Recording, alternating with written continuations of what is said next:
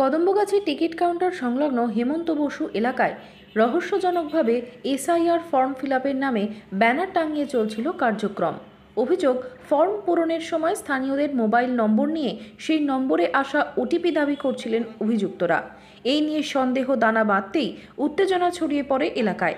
স্থানীয় সূত্রে জানা গেছে, ল্যাপটপ হাতে এবং গলায় আই কার্ড ঝুলিয়ে ওই দলটি নিজেদের দিল্লি থেকে আসা লোকবন্ধু পার্টির সদস্য বলে পরিচয় দেয়।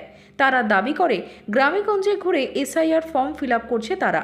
সেই সঙ্গে তারা বলে যে ওটিপি ভবিষ্যতের জন্য রেকর্ড করে রাখা হবে।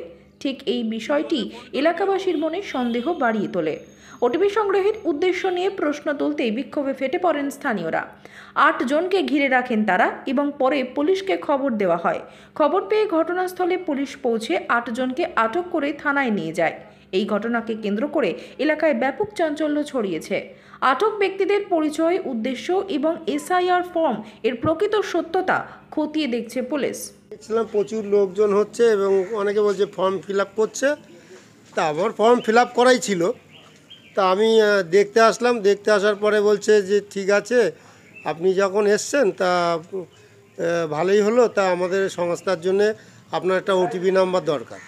তা আমি বলছি ওটিপি নাম্বার কী হবে? তা বলে আপনার নাম্বারটা বলুন, ওটিপি নাম্বার আপনার ফোনে যাবে। এবারে আমি আমার নাম্বারটা বললাম, বলার পরে বলছে কি আপনি ফোন নিয়ে এসেছেন? আমি তখন কোনো কথা বলিনি, ফোন ব্যাগের মধ্যে আছে আমার, আমি কোনো কথা বলিনি, চুপচাপ ছিলাম। নাম্বারটা নেওয়ার পরে তারপর বলছি কি আপনার তাহলে ফোনটা নিয়ে আসুন। আমি তখন ফোন আমার ব্যাগে ছিল, এরকম এই ব্যাগে যেমন এখন ফোন রেখেছি এরকম ব্যাগে ছিল, তাই ফোনটা বার করে আমি দেখলাম, এবার ওটিপি নাম্বার ওই মেসেজ চলে এসেছে এসআইআর। তা আমারটা ফিল আপ করতে আসলে আমি দেখতে এসেছিলাম। এইবার বলার পরে তারপরে বলছে যে ঠিক আছে আমি তো জিজ্ঞেস করলাম যে আপনারা এইগুলো নিচ্ছেন, তা বলে আমাদের একটা রেজিস্ট্রেশন করতে হবে।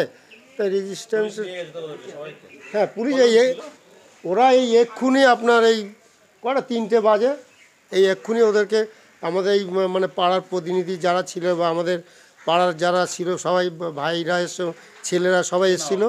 আমরা এসে ওই ফর্ম ফিল আপ করার কথা বললো, আমার মেয়ে দিয়ে ফর্ম ফিল আপ করালাম। এবার বলছে ওটিপি নাম্বার দাও, এবার মেয়ের নাম্বার দিয়েছে, দিলে ওরা ফর্ম ফিল আপ করে মেয়ে চলে গেছে, আমি আর তারপরে যাইনি। কেন ওটিপি চাইছিল? ওটিপি চেয়েছে, মেয়ের নাম্বার দিয়ে ওটিপি দিয়েছে।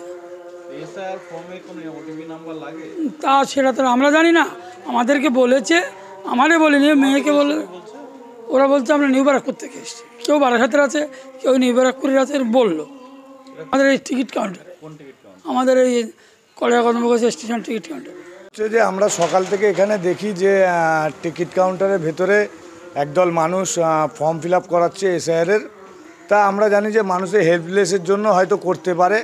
এবার দুপুরবেলা আমি খেয়ে দিয়ে এসআইআরের ফর্ম ফিল আপ হচ্ছিলো। এবার দুপুরবেলা আমি খেয়ে দিয়ে এসে স্টেশনে বসেছিলাম। এবার আমাদের প্রাক্তন পঞ্চায়েত সদস্যের স্বামী রতিন মণ্ডল আমাকে হঠাৎ ফোন করে যে তুমি কোথায় আছো? আমি বললাম আমি স্টেশনে বসে আছি। বলছে তুমি একটু কাউন্টারের ভিতরে গিয়ে দেখো তো যে কারা এসআইআর ফর্ম ফিল আপ করতে গিয়ে ওটিপি নিচ্ছে।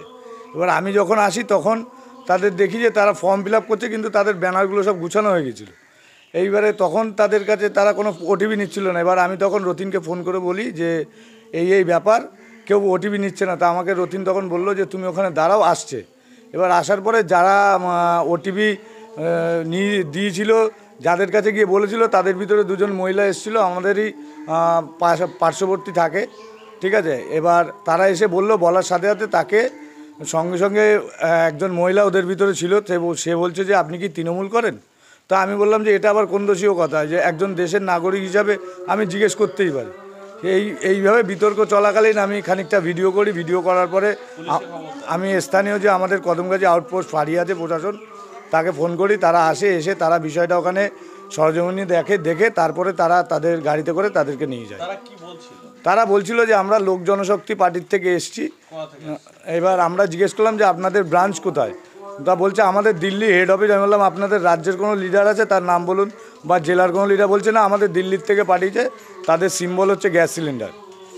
বলার পরে প্রশাসন তাদেরকে নিয়ে গেছে এই অবধি। এবার আমরা যেহেতু এটা গরিব এলাকা, সবাই তো শিক্ষিত নয়। এবার সবসময় বাড়িতে যারা মেন গার্জিয়ান তারা বাড়ি থাকে না, তারা কাজে যায়। এখন এসআইআরের যে সমস্যার সম্মুখীন সাধারণ মানুষ হয়েছে, আমরা তৃণমূল কংগ্রেসের পক্ষ থেকে আমাদের দলীয় কার্যালয়ের সামনে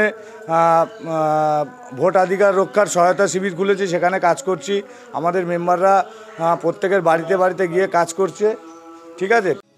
এয়ার ইনফ্রাস্ট্রাকচারের উদ্যোগে অহনা অ্যাপার্টমেন্ট বারাসাতের হৃদয়পুরে নৃপেন ঘোষ সরণিতে তৈরি হচ্ছে নতুন আবাসন প্রকল্প।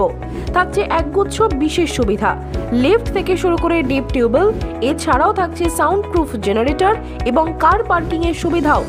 এখানে 2 এবং 3 BHK ফ্ল্যাট রয়েছে। এছাড়াও থাকছে আরও একগুচ্ছ বিশেষ সুবিধা। বিস্তারিত জানতে ফোন করুন স্ক্রিনে দেওয়া ফোন নম্বরে। সাধ্যের মধ্যে স্বাদ পূরণ।